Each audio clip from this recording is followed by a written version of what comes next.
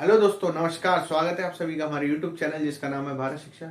तो हमने last lecture में सर्कल खत्म किया था, मेंसुरेशन 2D वाला पार्ट। आज हम स्टार्ट करने वाले हैं मेंसुरेशन 3D, यानी कि क्षेत्रामिति तीन विमीय आकृतियों की। 3D हमने समझा था। 3D आकृति वो आकृति होती है जिसमें तीन दिशाओं में हम चलते हैं, यानी कि दाएं बाएं, ऊपर नीचे और आगे पीछे। 3D आकृति है जिसमें तीन दिशाएं होती है, यानी कि तीन डायमेंशन वाली जितनी आकृति होती है 3D आकृति कहलाती है। ये हमने पहले भी देखा था, जिसमें एक ऐसे जाता है आगे पीछे, एक दिशा ऊपर नीचे, और एक अंदर बाहर, यानी कि ऊपर नीचे कुछ भी कह सकते हैं।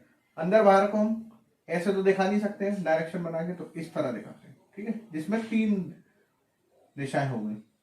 इसको हमने x मान लिया, इसको y और इसको z, यानी कि 3 डायमेंशन आकृतियां या जो 3 डायमेंशन सॉलिड्स होते हैं जिसमें 3 साइड्स होती हैं, 3 दिशाएं, तीन दिशाओं वाली आकृतियां 3 डायमेंशन होती हैं, ठीक है। तो अब इसके एग्जाम्पल देख लीजिए। और 3 डायमेंशन में एक महत्वपूर्ण चीज और जुड़ जाती है, इसमें एरिया के साथ साथ अपने पास आयतन यानी कि वॉल्यूम भी बन जाता है, ठीक है। कुछ इनका वॉल्यूम भी होता है 3D आकृतियों का। वॉल्यूम मतलब आयतन, कितनी इसमें किसी पदार्थ की मात्रा या चीज आ सकती है, ठीक है। 3D आकृति में आयतन भी होता है जिसको हम वॉल्यूम कहते हैं, ठीक। समझ में आ गया होगा 3D आकृतियां। जैसे हमने घरों में देखा होगा कटोरी, ठीक है, इसमें हमने पानी ले सकते हैं, दूध ले सकते हैं, सब्जी ले सकते हैं, तो ये 3D आकृति है। गिलास, ठीक है, क्योंकि इन सबका एक आयतन है, ठीक है। ग्लास का भी आयतन होता है, यानी कि इसमें कुछ पदार्थ की मात्रा हम भर सकते हैं, यानी पानी पीते हैं, दूध पीते हैं। तो 3D आकृतियों में एक डायरेक्शन ऐसे, एक ऊपर की तरफ और एक आगे पीछे की तरफ, ठीक है। ऐसी इसमें भी एक आगे पीछे, ऊपर नीचे, ठीक है। तो 3D आकृतियों में तीन दिशाएं, यानी कि तीन दिशाओं में हम बढ़ते हैं, ठीक। समझ में आ गया होगा। अब 3D आकृतियों के हिसाब से जो हमारे सिलेबस में, वो हम चीजें पढ़ेंगे, कौन कौन सी चीजें हमारे सिलेबस में है, ठीक है। तो 3D आकृति में सबसे पहला अपने पास आ जाता है क्यूब, यानी कि हम जिसको घन बोलते हैं, घन, घनाभ, ठीक। तो सबसे पहला जो 3D आकृति का है, सबसे पहला आ जाता है घनाभ, और इसी से मिलता जुलता है घन, ठीक है। इंग्लिश में घनाभ को बोलते हैं क्यूबॉइड, और घन को बोलते हैं हम क्यूब। बनाते कैसे हैं घनाभ? घनाभ ऐसी चीज जैसे कि एक आयत बनाया हमने, ठीक है। अब ये 3D आकृति में बनाना हमने, तो हमने क्या किया, एक आयत इसके आगे की तरफ बना दिया, थोड़ा हटते हुए, ठीक है। इस वाले कॉर्नर से इसको मिला दिया, इस कॉर्नर से इसको, इस कॉर्नर से इसको, और इस कॉर्नर से इसको। तो ये अपने पास एक घनाभ वाली है, यानी क्यूबॉइड आकृति बन गई। तो इसमें देख सकते हैं सारे के सारे हमको आयत प्राप्त होंगे, ठीक है, जिसमें एक होगा लेंथ। अब 3D आकृति यानी कि इसमें तीन दिशाएं होंगी या फिर तीन चीजें होंगी जो हम घटाएंगे या बढ़ाएंगे। तो सबसे पहली हो गई लंबाई, दूसरी होती है चौड़ाई यानी कि ब्रेथ, और एक ऊंचाई दिख रही हो आपको यानी कि एच। तो घनाभ में तीन चीजें अपने पास प्राप्त होती हैं, लंबाई, चौड़ाई और ऊंचाई, ठीक है। लंबाई लेंथ, चौड़ाई ब्रेथ, और ऊंचाई हाइट, ठीक है। अब इस क्यूबॉइड को, क्यूबॉइड में क्या होते हैं, सारे के सारे आयत होते हैं। देखिए कैसे, ये ऊपर वाला जो है, ठीक है। पहले सबसे पहले इसमें देख लेते हैं क्यूबॉइड में क्या क्या चीजें होती है। इसका एक एग्जांपल हम ले लेते हैं। ये क्यूबॉइड शेप है अपने पास, ठीक है। देख सकते हैं इसमें एक ये आयत प्राप्त है अपने पास, ठीक है। एक इधर दूसरे पैरेलल में इसके ये भी एक आयत है। सामने देखिए ये भी एक आयत है, ये वाला, ठीक है। और एक ये भी आयत है, ये भी देख सकते हैं, ये भी आयत है और ये भी आयत है। तो क्यूबॉइड में सारे के सारे आयत ही होते हैं। कोई सा भी आप फेस देख सकते हैं, फलक बोलते हैं इनको, ठीक है। तो देख लेते हैं कितने फलक होते हैं, यानी कितने फेस होते हैं। पहला फेस हो गया, फेस यानी कि जो हम चीजें देख सकते हैं। पहला फेस 1 2 3 4 5 और 6, ये तो 6 तो फलक होगा इसमें। तो लिख लेंगे घनाभ में कितने पॉइंट लिख लेंगे, 6 फलक यानी कि फेसेस।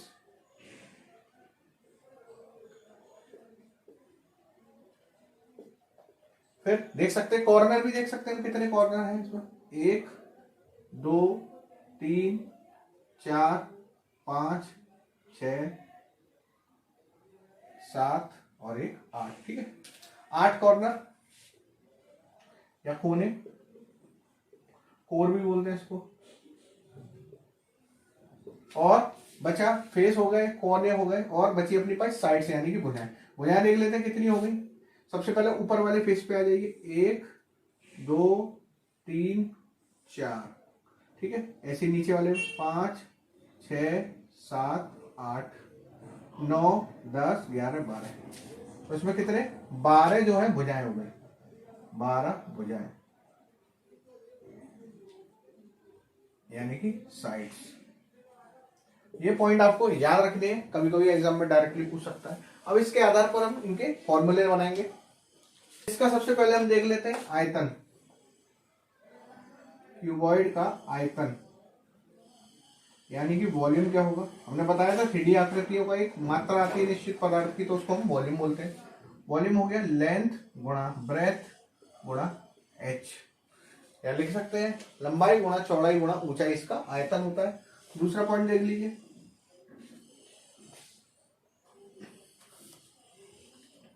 अब इसमें देख लीजिए सबसे पहले वक्र पृष्ठ, जो इसका वक्र पृष्ठ होता है वही इसका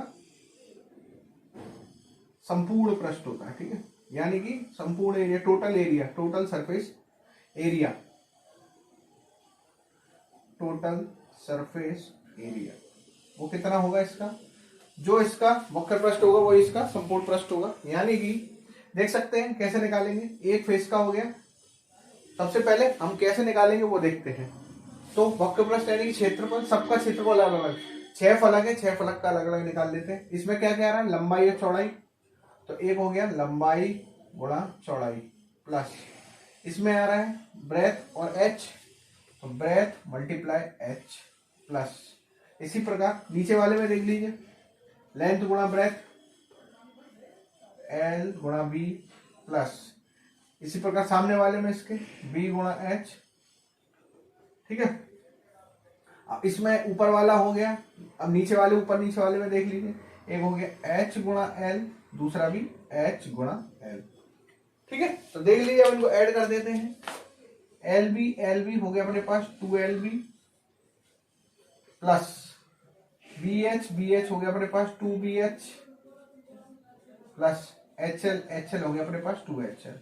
तो इसका संपूर्ण पृष्ठ आ गया, 2 कॉमन लेके निकालेंगे हम, तो ये हो जाएगा 2 गुणा LB plus BH plus HL। तो इसको याद रखिएगा फॉर्मूले को। आयतन हो गया L गुणा B गुणा H, यानी कि लंबाई गुणा चौड़ाई गुणा ऊंचाई। ठीक है, ये आयतन होता है इसका, और इसका जो है वक्र पृष्ठ संपूर्ण पृष्ठ होता है, सेम होते हैं दोनों, 2 multiplied by LB plus HL plus BH। ठीक है, तो इस तरह हम दोनों फॉर्मूले याद कर लेंगे। ठीक है, बना के। अब जो इसका मेन पार्ट बचा, ठीक है, जब एग्जाम में कभी भी पूछ लेता है कि डायगोनल कितना है या कितनी लंबी रॉड रखी जाती है, तो हमेशा डायगोनल निकालेंगे। मान लीजिए कोई भी एक कमरा है, ठीक है, कमरा भी हमेशा याद रखिएगा क्यूबॉइड शेप में होगा, क्यूबॉइड शेप में, क्यूब शेप में। तो क्यूबॉइड शेप में हम जनरली लेके चलते हैं, जितने भी कमरे बने, जितने हॉल, आपका जो कमरा है वो भी है क्यूबॉइड शेप में। तो इसमें रॉड रखनी है हमको, तो डायगोनल मिला के ही रखेंगे। ठीक है, तो रॉड रखने के लिए इस वाले डायगोनल से, इस वाले कॉर्नर से इस वाले कॉर्नर तक हम रखेंगे। ठीक है, तो डायगोनल को हम कैसे लिख सकते हैं, इसको हम डी से निकालते हैं।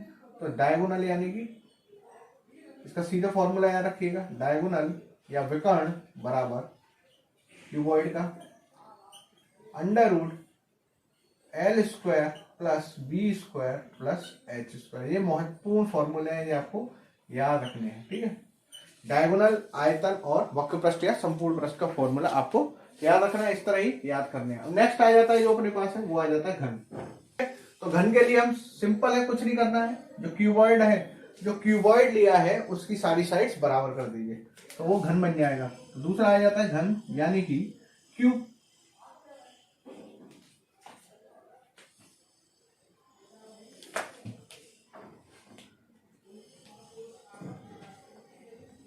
तो क्यूब के लिए क्या करेंगे, जो हमने घनाभ लिया था उसकी सारी साइड्स बराबर कर देंगे, यानी कि 1 2 3 4। यानी कि जो घना बनता है वो आयतों से बनता है और घन किससे बनेगा, वो वर्गों से बनेगा। एक वर्ग, वर्ग यानी कि जिसकी सारी साइड्स बराबर है, हमने वर्ग पहले भी पढ़ा था 2D वाले में। तो वर्ग जितनी चारों साइड बराबर है, तो इसकी चारों साइड बराबर कर दी हमने, ठीक है। तो अपने पास अब क्या करना है, कॉर्नर को मिला दीजिए, एक कॉर्नर से इसको, इस कॉर्नर से इसको, इससे इसको और इससे इसको। तो देखिए ये क्यूब वाली शेप बन गई। क्यूब वाली शेप आपने प्रैक्टिकल लाइफ में भी देखी होगी, जो पासा होता है लूडो खेलने का, वो क्या है अपने पास, क्यूब। रूबिक्स क्यूब होता है जिसको लोग सॉल्व करते हैं, वो भी एक क्यूब शेप में होता है। तो क्यूब की सारी साइड्स बराबर होती है, ये ए, ये ए, ये ए, ये ए, सारी ए होंगी इसमें, ठीक है।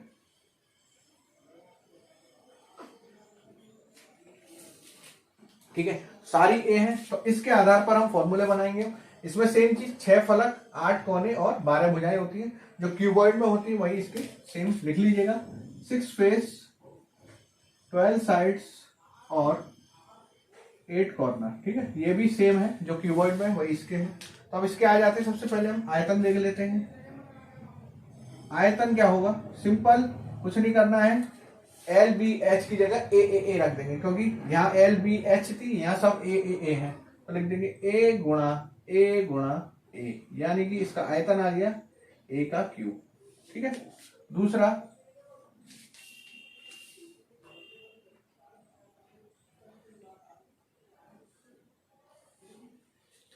संपूर्ण पर रखे वक्र टी ऐसे लिख लेंगे, वक्र पृष्ठ बराबर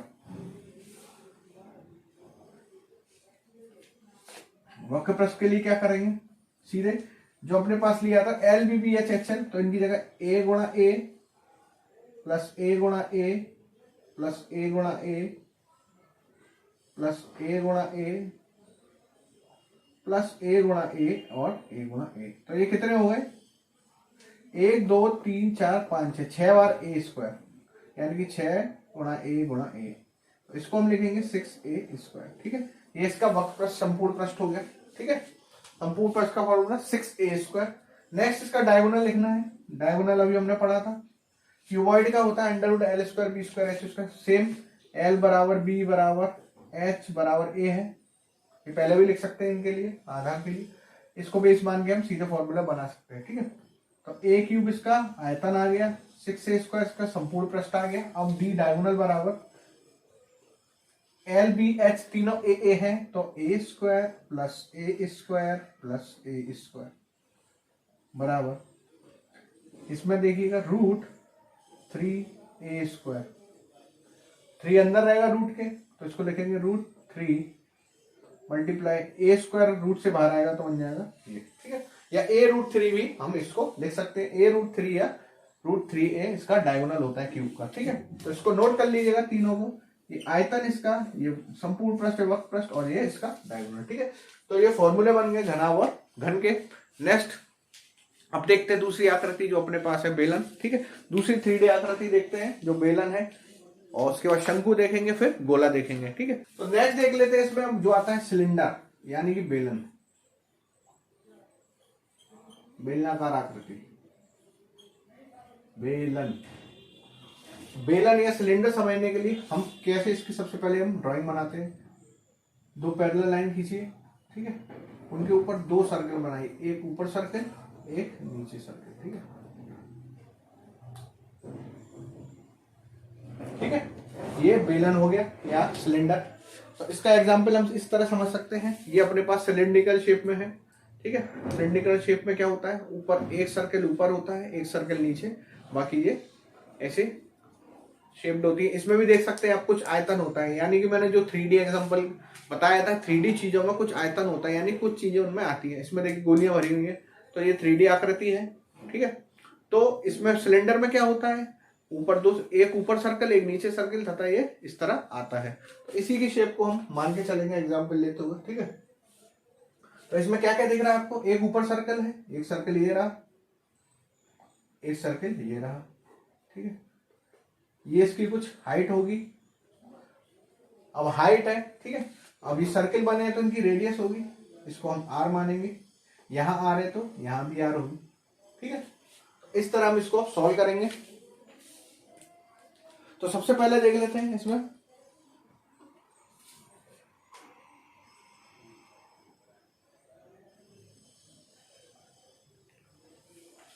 तो सबसे पहले देख लेते हैं बेलन का आयतन या वॉल्यूम। सीधे सीधे क्योंकि ये क्यू सर्कल वाली शेप में जा रहा है नीचे तक ऐसे, तो हम लिखेंगे सर्कल का एरिया पाई आर स्क्वायर। ठीक है, सर्कल का एरिया आयतन के लिए इस तरह लिखिए, सर्कल का एरिया यानी कि पाई आर स्क्वायर मल्टीप्लाइड कहां तक जा रहा है ये, 0 से h तक, तो h का मल्टीप्लाई कर देंगे। तो आयतन क्या आया इसका सिलेंडर का, pi multiplied R square H. ठीक है, पाई की वैल्यू हम जानते हैं, पाई बराबर 22/7 या 3.14, याद रखिएगा ये। ठीक है, तो वेलन का जो आयतन आता है वो आता है पाई आर स्क्वायर एच। दूसरा देख लीजिए वक्र पृष्ठ, सरफेस एरिया। तो सरफेस एरिया के लिए हम क्या करेंगे, सिंपल इसकी परिधि निकाल लीजिए, 2 पाई आर मल्टीप्लाइड कितनी हाइट तक जा रही है परिधि, h तक, मल्टीप्लाइड h। तो इसका ये वक्र पृष्ठ हो जाएगा, सीधे सीधे 2 पाई आर मल्टीप्लाइड h। इसमें अब t ऐसे अलग से आता है, यानी कि संपूर्ण वक्र पृष्ठ,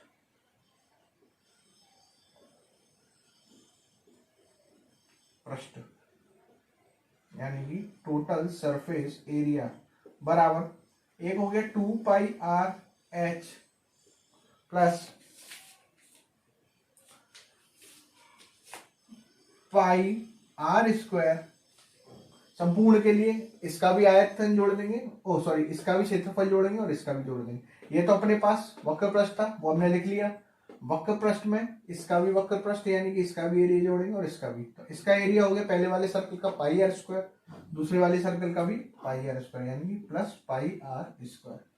तीनों को ऐड कर देंगे तो आ जाएगा 2 pi R H plus pi R square और पाई आर स्क्वायर मिलकर बन जाएगा 2 पाई आर स्क्वायर। दोनों में कॉमन देखिए क्या दिख रहा है, 2 पाई दोनों में कॉमन है, बाहर निकालिए, इसमें आर इसमें भी आर है तो इसको आर को बाहर निकालिए, यहाँ बचेगा एच प्लस आर। तो आपको इस तरह याद रखना है टी एस से, ठीक, नहीं आया तो एग्जाम में फॉर्मूला बना सकते हैं। ठीक है, वक्र पृष्ठ में हम पाई आर स्क्वायर और ऐड कर देंगे। तो ये हो गया वॉल्यूम, ये हो गया इसका वक्र पृष्ठ और इसका संपूर्ण पृष्ठ। तो ये सिलेंडर के बारे में आप समझ गए होंगे, मैंने एग्जाम्पल के साथ समझाया है। ठीक है, नेक्स्ट आ जाता है इसका जो पार्ट है मेंसुरेशन 3D का, वो है क्यू कोन। ठीक है, नेक्स्ट ये थर्ड पार्ट याद है कोन, कोन यानी कि शंकु। कोन का एग्जाम्पल आप समझ सकते हैं, जो आपने आइसक्रीम खाते हैं जो कोन में मिलती है वही उसकी कोन है। जो बर्थडे पे जो कैप लगाई जाती है वो भी एक कोन शेप में होती है। ठीक है, और उसके अलावा जो जोकर की कैप होती है वो भी सारी कोन शेप में होती है। तो अगर ये आइसक्रीम की कोन मान लूं मैं, ठीक है, इस कोन को मैं उल्टा रख देता हूं। ठीक है, इस कोन को उठा के मैं उल्टा रख दूं, ठीक है, तो समझने में आसानी होगी। इस तरह हमने इसको समझ लिया। ठीक है,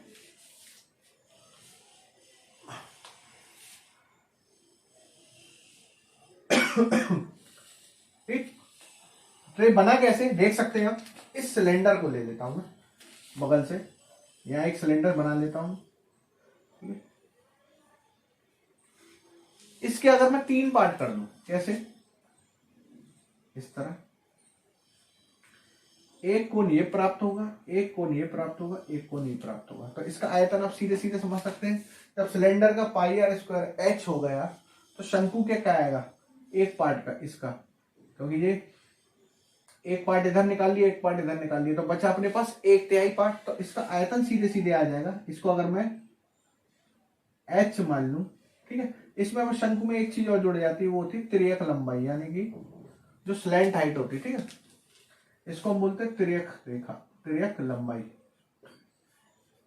ठीक, ये हाइट हमें पता ही है, ऊंचाई, और नीचे तो एक अपने पास क्या है, सर्कल है ही, इसकी एक रेडियस होगी। ठीक है, तो बना लेंगे इसके हिसाब से।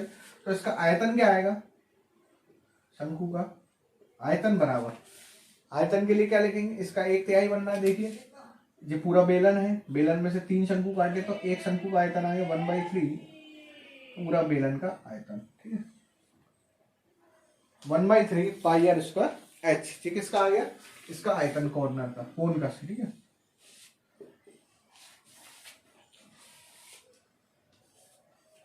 वक्र पृष्ठ आ जाइए। वक्र पृष्ठ के लिए सीधे वक्र पृष्ठ बराबर क्या लिख सकते हैं इसका, pi multiplied R multiply L, यानी कि वक्र पृष्ठ होता है इसका पाई आर एल। तीसरा आया था टी एस ए, यानी कि संपूर्ण पृष्ठ बराबर पाई आर एल में अगर मैं इस वाले सर्किल को और ऐड, इस वाले सर्किल का एरिया और ऐड कर दूं तो ये हो जाएगा संपूर्ण वक्र पृष्ठ। तो पाई आर एल इसका वक्र पृष्ठ है, इसमें नीचे एक ये और बन गया, ठीक है। एक सर्कल और आया तो इस सर्कल का एरिया और ऐड कर देंगे, इस सर्कल का एरिया होता है पाई आर स्क्वायर। तो फॉर्मूला दोनों में कॉमन क्या है, पाई आर, तो बन जाएगा एल प्लस आर, ठीक है। ये 3 फॉर्मूले इसके हैं, याद रखेंगे, एक इस वक्र पृष्ठ और ये संपूर्ण पृष्ठ, ठीक है। तो याद रखिएगा सिलेंडर और शंकु के फॉर्मूले।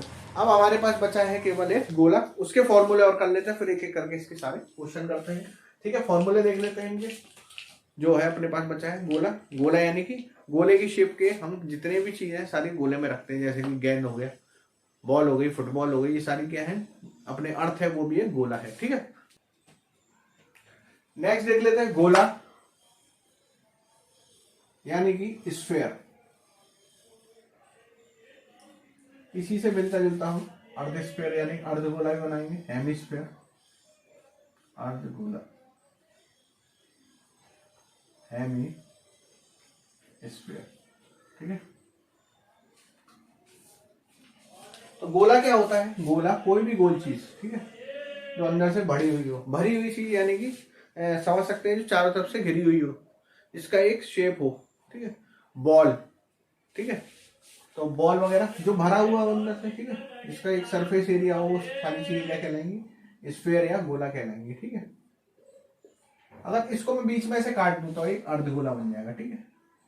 अगर मैं इसको ऐसे काट दूं यानी कि अर्थ को मैं बीच में से अगर डिवाइड करता हूं तो ऊपर वाला पार्ट अलग बनेगा नॉर्थ वाला और नीचे वाला अलग, तो ठीक है, ये अपने पास अर्धगोला बन गया। अर्धगोला बनने पर नीचे क्या प्राप्त होगा अपन को, एक सर्कल प्राप्त होगा, ठीक है, ये इसमें ऐड हो जाता है, ठीक है। तो देख लेते हैं इसके फॉर्मूले। अब वॉल्यूम होगा सबसे पहले, क्योंकि 3D आकृति है, 3D आकृति में कुछ वॉल्यूम होता है, तो वॉल्यूम के लिए सीधे सीधे याद रखेंगे फॉर्मूला 4/3 पाई आर क्यूब, ठीक है। दूसरा इसका टीएस या संपूर्ण पृष्ठ क्या होता है, बराबर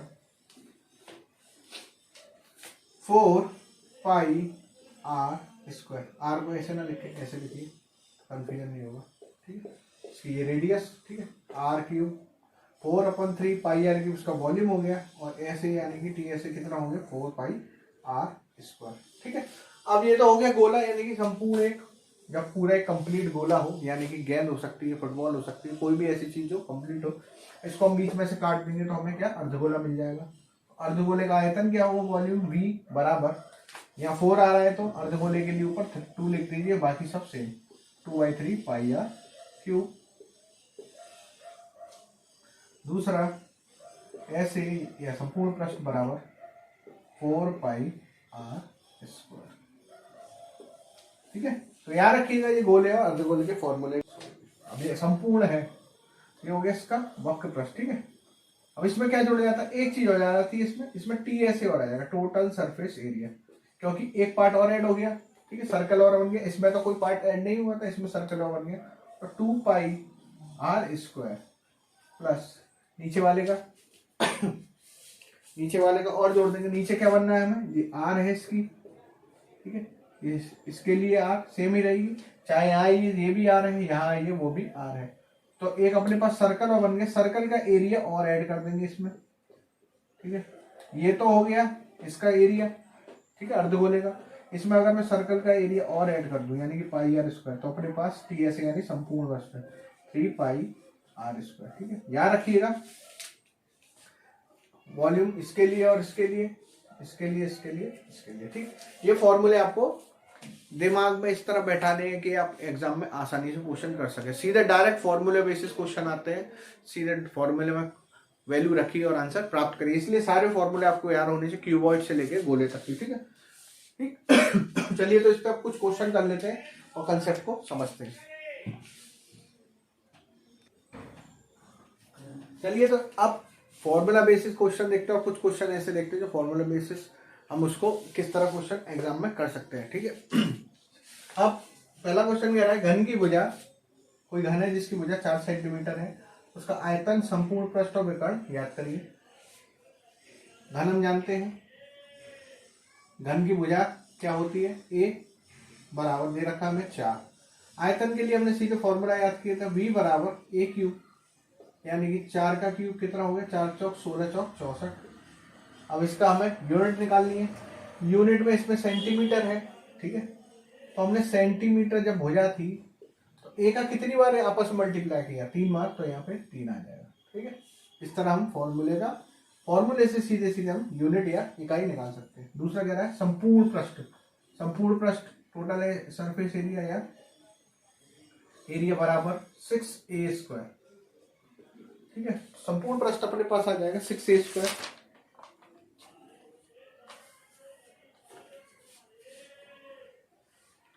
बराबर 6a square, 6 into a square यानी कि 4 का स्क्वायर, तो 6 इंटू 24 16, तो ये आ जाएगा अपने पास 96।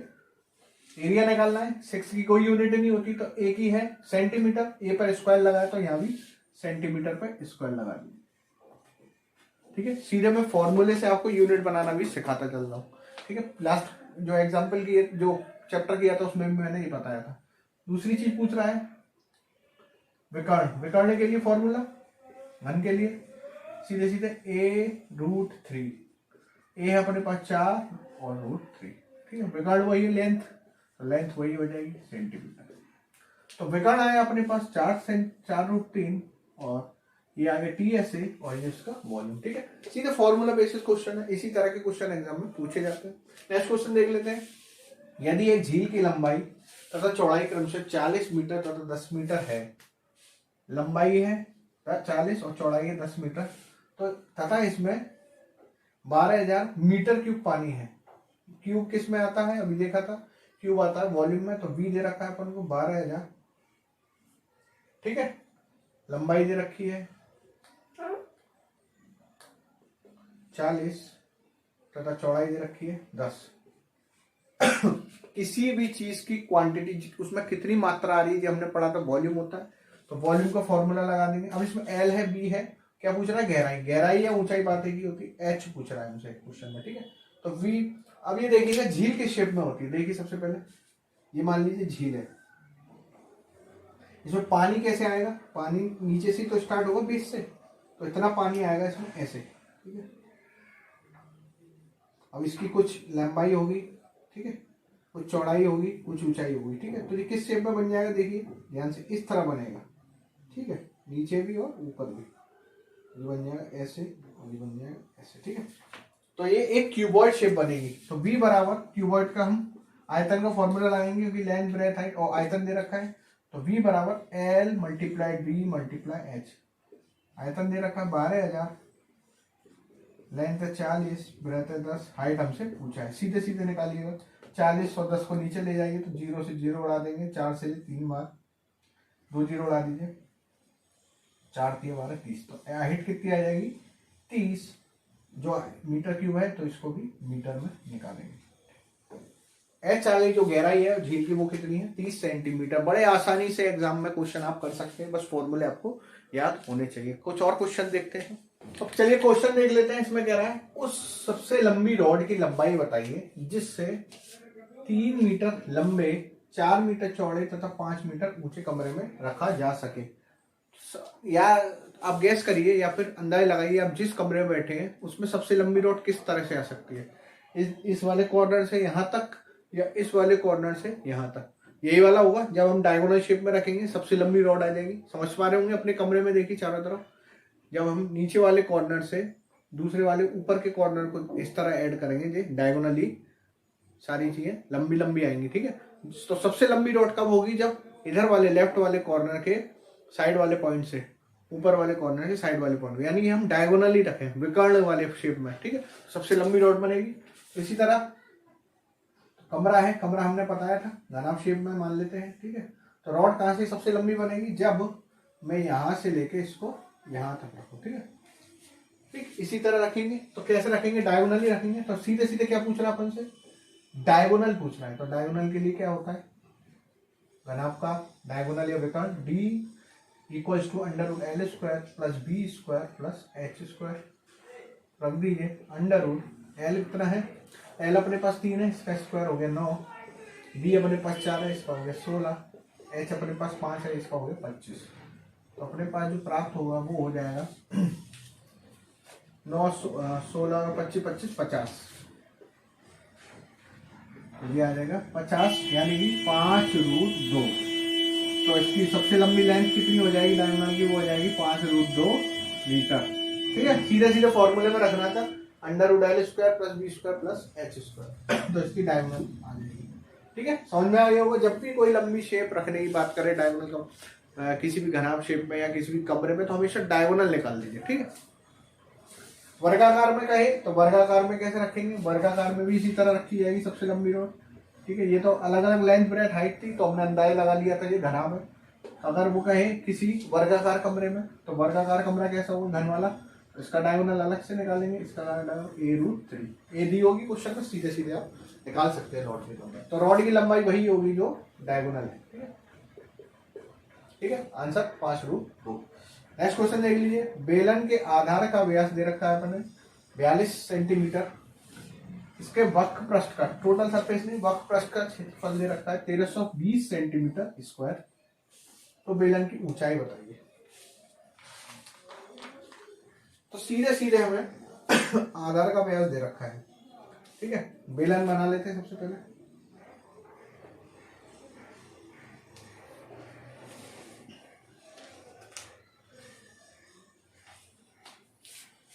ठीक है, देखिए तो बेलन का आधार का व्यास यानी कि यहां से यहां तक की लेंथ, ठीक है।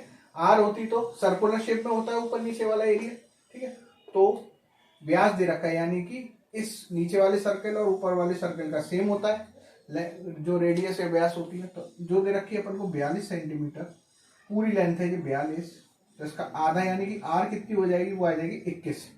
जो नीचे की वही ऊपर की होगी, यानी कि ये भी 21 होगा। अब क्या पूछ रहा है हमसे, क्षेत्रफल दे रखा है वक्र पृष्ठ का, ठीक है। वक्र पृष्ठ का फॉर्मूला सीधे हम जानते हैं,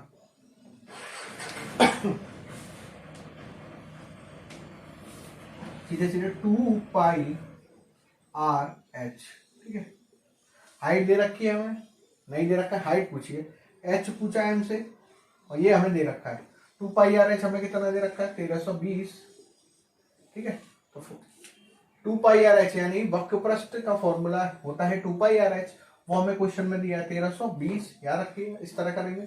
अब इसमें हमने r निकाल लिया, r कितनी आई अपने पास, r है 21, h हमसे पूछ रहा है, ठीक है। सारी चीजें दे रखी निकाल सकते हैं आसानी से। और 2 की जगह 2, पाई की जगह 22/7, r हो गए 21, h हमसे पूछा है, ठीक है, बराबर 1320। h को यहीं रहने दीजिए, पहले 7 से काट दीजिए, 7 के 21, h को यहीं रहने दीजिए, बाकी तीनों को नीचे ले जाइए। तो h बराबर 1320 बटे 2 गुणा 22 गुणा 3, भाग दे देंगे, 3 चौक 12, 3 चौक 12, ठीक है। 22 से 2 बार, ठीक है, 22 दूनी 44 और 2 से 10। तो हाइट कितनी आ गई अपनी 10 सेंटीमीटर। इस तरह क्वेश्चन हम फॉर्मूले से समझ सकते हैं, आसानी से कर सकते हैं। बस फॉर्मूले में बता आपको, इसमें मेंसुरेशन में फॉर्मूला बेसिस क्वेश्चन बहुत बनते हैं और सीधे सीधे एग्जाम में पूछे जाते हैं। आपको फॉर्मूले बस याद रखना है। ये वक्र पृष्ठ दे रखा है, इसमें अगर यहाँ क्या टोटल, तो टोटल वाला लगाते हैं। टोटल वाला का क्या होता है 2πr कॉमन और r प्लस h, लेकिन इसमें वक्र पृष्ठ दे रखा है, तो वक्र पृष्ठ के लिए 1320 के अगर टोटल सरफेस एरिया यानी संपूर्ण वक्र पृष्ठ होता तो इसको हम लेते 1320, ठीक है। लेकिन ये नहीं दे रखा है, तो इसको हम क्या लेंगे, वक्र पृष्ठ यानी 2πr 1320, ठीक है। तो बस फॉर्मूला बेसिस है, इस तरह आपको क्वेश्चन करने हैं। एक दो क्वेश्चन और देखते हैं।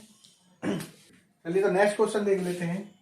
यदि किसी बेलन के आधार की त्रिज्या तथा ऊंचाई का योग, ठीक है, आधार की त्रिज्या बेलन की क्या होती है, आर, यानी कि ऊपर भी आर होती है नीचे भी, और ऊंचाई यानी एच, वो दोनों का योग हमें दे रखा है 37, ठीक है, क्वेश्चन में। अब कह रहा है यदि बेलन का कुल पृष्ठीय क्षेत्रफल 1628। अब देखिए इसमें कुल आ गया, लास्ट वाले क्वेश्चन में कुल नहीं था, केवल पृष्ठीय क्षेत्रफल था, वक्र पृष्ठ क्षेत्रफल, ठीक है। तो कुल के लिए हम कुल वाला लगाएंगे, यानी कि 2 पाई आर प्लस एच, ये फॉर्मूला होता है कुल पृष्ठीय क्षेत्रफल का, वो कितना है 1628, ठीक है। अब हमें आर प्लस एच ऑलरेडी दे रखा है 37, पूछ रहा आयतन क्या होगा, आर प्लस एच की वैल्यू यहाँ से पुट कर देंगे, तो यहाँ से हो जाएगा 2 pi R into R plus H, ये दे रखी है हमें 37, पुट कर दिया बराबर 1628। सॉल्व कर लेंगे इसको, 2 पाई और 37 को नीचे ले जाएंगे 1628 के, तो जो हो जाएगा अपने पास आर बराबर 1628 बटे 2 पाई, यानी कि 22 बटे 7 गुणा 37। भाग देंगे इसका, नीचे से 7 उठा के ऊपर ले जाइए, यह आ जाएगा 7 ऊपर, ठीक है, और 37 यहाँ ऑलरेडी है, इसको ऐसे ही लिखना है, ठीक है। भाग देंगे इसका, काट के देख लेते हैं, 2 से कट गया 8 बार, 2 एकम 2, 2 चौको 8, फिर 2, फिर इसको काटेंगे, ठीक है, फिर काटेंगे 2 से, तो 2 एकम 2, 2 एकम 2, 2 चौको 8, 2 जीरो 2 सत्ते 14, ठीक है। 11 से कटेगा, 11 तिया 33, 11 सत्ते 77, ठीक है, 11 से ये तिया 33, 11 सत्ते 77, तो ऊपर भी 37 आ गया, नीचे भी 37, तो 37 से 37 कट जाएगा, ठीक है। अपने पास जो वो आएगी आर, वो आएगी 7, तो आर की वैल्यू कितनी आ गई 7, ठीक है। अब ये किस में है, मीटर में है, तो आर भी मीटर में आएगी। अब पूछ रहा है आयतन बताइए इस बेलन का, बेलन का आयतन हम जानते हैं सीधे सीधे पाई आर स्क्वायर एच, ठीक है। बेलन का आयतन हो गया अपने पाई आर स्क्वायर एच, पाई की वैल्यू 22 बटे 7, आर हम निकाल चुके हैं, आर स्क्वायर यानी कि 7 का स्क्वायर इंटू हाइट, हाइट भी निकाल सकते हैं, तो हाइट कितनी हो जाएगी, जब आर 7 है तो एच कितनी आ जाएगी, आर को उठा के इधर ले जाएंगे तो 37 माइनस 7 है, यानी एच हो गई 30, ठीक है। मल्टीप्लाई कर दीजिए, एक बार निकट जाएगा, जो हो जाएगा 7 दूनी 14, 154 गुणा 30, यानी कि जो अपने पास आयतन आया, यानी कि V 154 गुणा 30, सॉल्व कर लेंगे तो 0, 3 चौक 12 की 2, 3 पंजे 15 और 1 16, 3 एकम 3 और 1 4 मीटर क्यूब, तो जो आयतन आया 4620 मीटर क्यूब, ठीक है। ये आयतन अपने पास प्राप्त हो गया। एक बार और देख लीजिए, 3 चौक 12 की 2 हासिल है, 3 पंजे 15 1 16 गया, 3 एकम 3, ठीक है।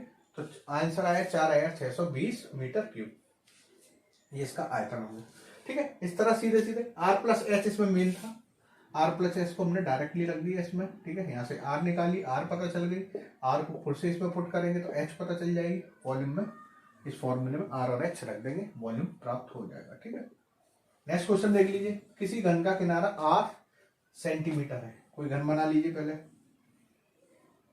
घन, घन नाम नहीं, घन जिसकी सारी भुजाएं बराबर, एक ये घन इस तरह बनेगा। अब वो कह रहा है घन 8 सेंटीमीटर का है, ये आर सारी आर आ रहे हैं, यदि इससे बड़े से बड़े शंकु को काटें, सबसे बड़ा शंकु कैसे कटेगा, इस तरह, ठीक है, ठीक है, जो सारी साइड्स को टच करते हुए जाएगा, और हाइट उसकी यही होगी जो उसकी साइड है, ठीक है। तो शंकु का आयतन क्या होगा, शंकु का आयतन क्या होता है 1/3 पाई आर स्क्वायर एच। अच्छा इसमें ध्यान से देखिए, जो इसकी आर होगी वो कितनी होगी, ये जब पूरी आर है, ये पूरी साइड आर है, लेकिन जो इसकी शंकु का जो सर्कल का अंदर सर्कल बनना है, ठीक है, वो कितना है, इस आर का आधा, देखिए वही तो इसकी त्रिज्या होगी r/2, क्योंकि ये आर है, लेकिन शंकु का जो इसकी सर्कल है, सर्कल के अंदर r/2 बनेगा, क्योंकि ये पूरा आर है, तो आधा कितना हो जाएगा r/2, तो इस आर की वैल्यू कितनी हो जाएगी r/2, पुट कर देंगे r/2 का स्क्वायर। हाइट देखिए, हाइट कितनी होगी, हाइट वही होगी जो शंकु की वो वर्ग की ऊंचाई है, या फिर इसकी साइड है, ठीक है, किसकी, जो घन है, क्योंकि यहाँ से यहाँ तक होगी, सबकी आर है, ये भी आर है, तो ये इसकी हाइट हो जाएगी। तो आर को सीधे सीधे पुट कर देंगे, आंसर मिल जाएगा 1/3 पाई r²/4 इंटू आर। ठीक है,